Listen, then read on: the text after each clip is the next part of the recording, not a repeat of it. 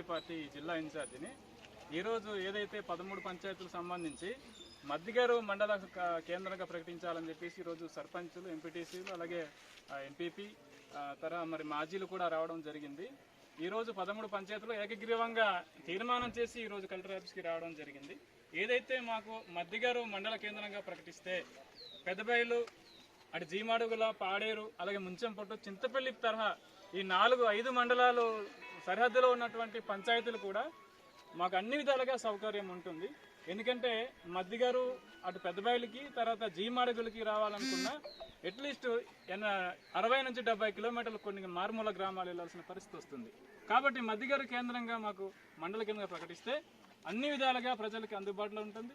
ఏదైతే ప్రభుత్వం వారు మరి చేసిన డెవలప్మెంట్ కార్యక్రమాలు కూడా మాకు సులభతరంగా ఉంటుంది. రేపొద్దున మాకు ఆరోగ్యం బాగాలేకపోయిన ఎవరికైనా హాస్పిటల్ స్పెషాలిటీస్ కూడా మాకు దగ్గరలో ఉంటుందని చెప్పేసి మా అభిప్రాయం.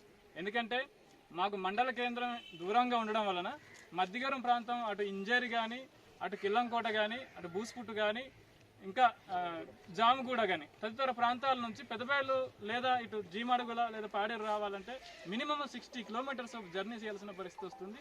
మార్గ మధ్యలోనే చచ్చిపోయిన పరిస్థితి కూడా ఉంది.